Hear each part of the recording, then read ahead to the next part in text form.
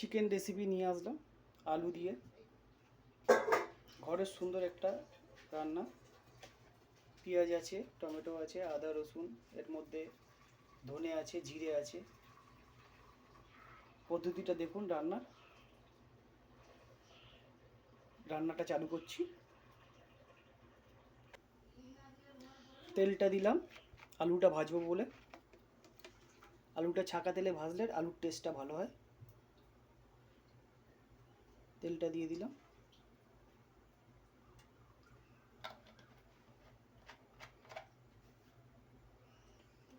তেলটা গরম হয়ে এসছে।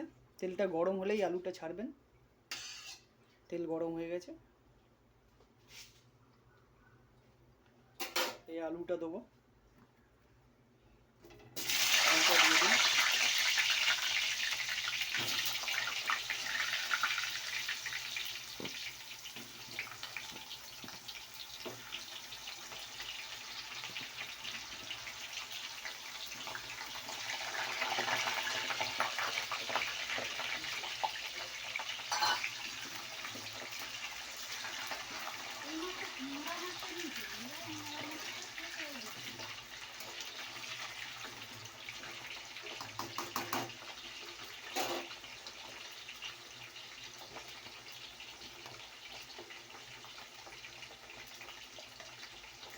সামান্য অল্প একটু হলুদ দিয়ে দিন আলুতে, হালকা হলুদ।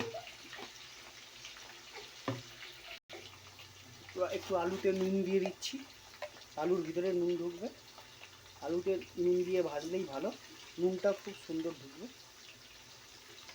খেতেও ভালো লাগবে আলুটা।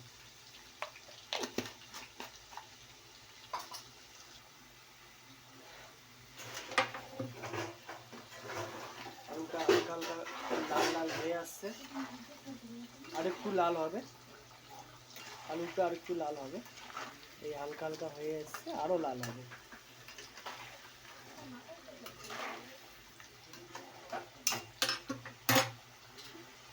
এই লাল হয়ে এসছে, পুরো লাল লাল হয়ে এসছে এই আলু। আর একটু লাল হলেই নামিয়ে নেবো।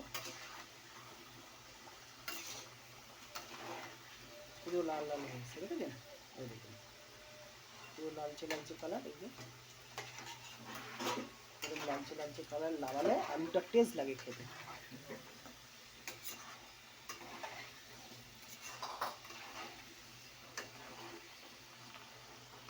আলুটা এবার নামিয়ে নেবো আমি। এবার এর মধ্যে তেজপাতা দিয়ে দেবো। তেজপাতাটা খুব সুন্দর সেন্ট আনে মাংসটা। তেজপাতা দিয়ে দিলাম।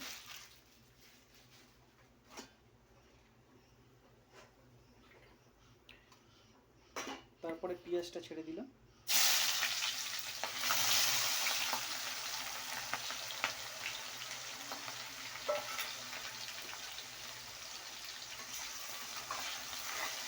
পেঁয়াজটা একটু লাল হবে।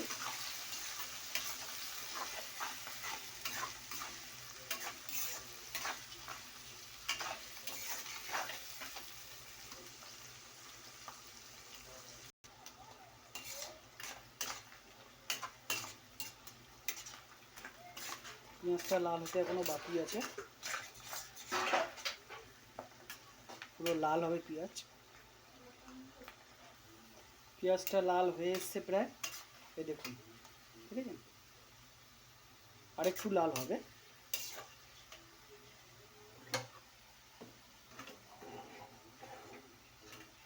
আরেকটু লাল হবে।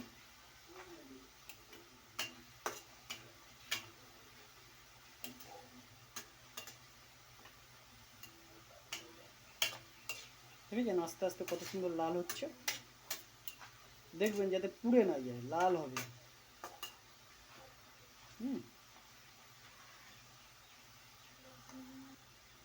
এই লাল হয়ে এসছে।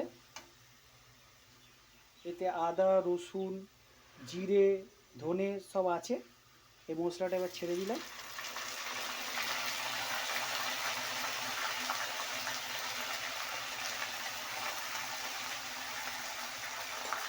এটাকে ভালো করে তেলের উপরে নেড়ে একটু কষে নিতে হবে, যাতে মশলার কাঁচা গ্যাসটা চলে যায়।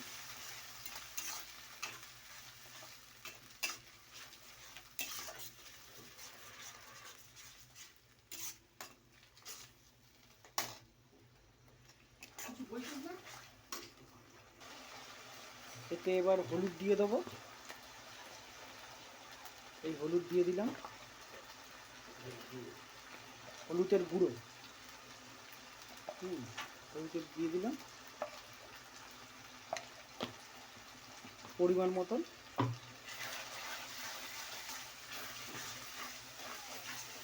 এবার এটা একটু গুঁড়ো লঙ্কা দেবো।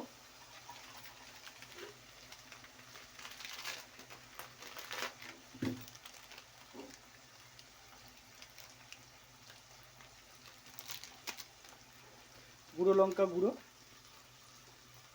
গুঁড়ো লঙ্কা।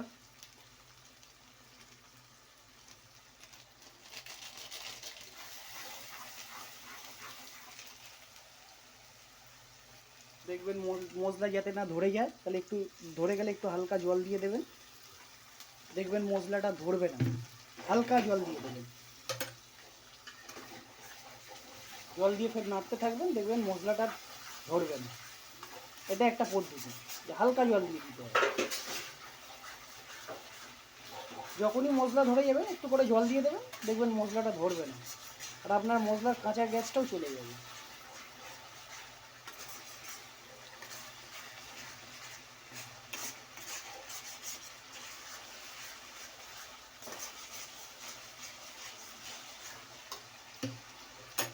এবারে টমেটোটা দিয়ে দিলাম, টমেটোটা দিয়ে দিলাম।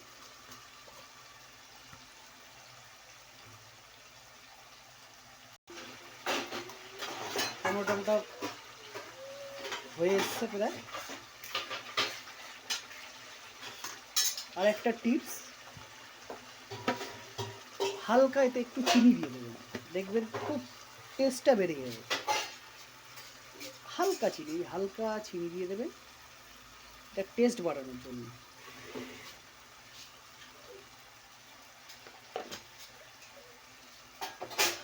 দেখবেন মাংসটা খেতে খুব টেস্ট লাগবে।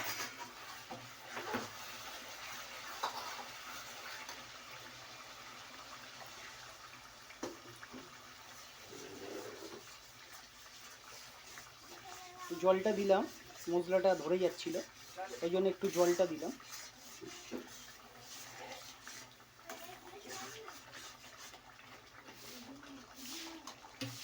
যখনই ধরে যাবে না, হালকা হালকা করে জল দেবেন, দেখবেন মশলা ধরবে না।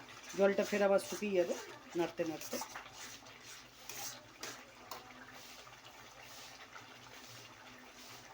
এবারে আমি মাংসটা দিয়ে দিলাম উপর থেকে, মশলা ছেড়ে দিলাম মাংসটা।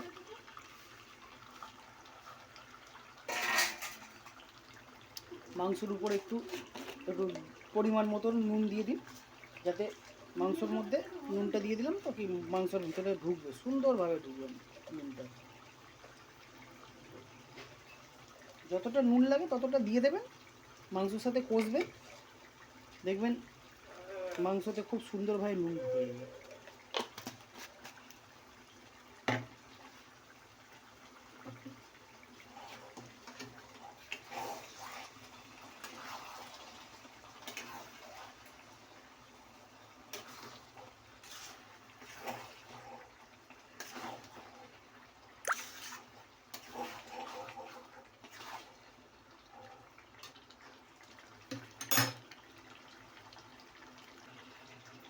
মাংসটা নাড়তে নাড়তে একদম তেল বেরিয়ে যাবে, দেখেন এরকম তেল বেরিয়ে যাবে।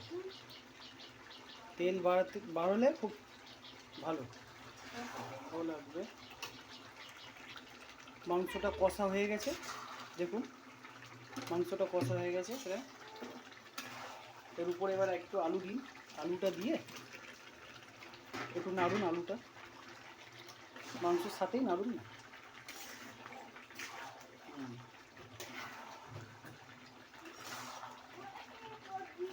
খুব সুন্দর টেস্ট হবে, দেখুন খাবেন করে ঘরে।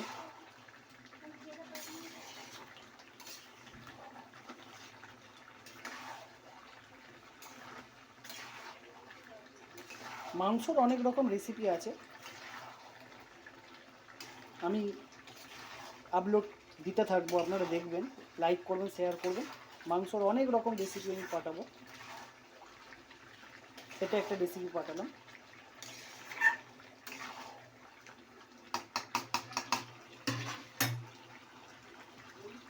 এবার জল দিয়ে দেবেন হালকা। হালকা জল দিয়ে দেবেন।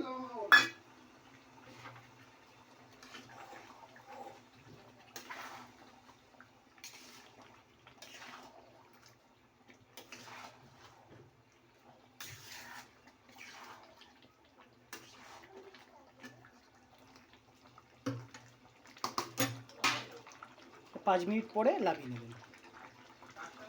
5 মিনিট হয়ে গেছে, মাংসটা এবার লাভিয়ে নেব।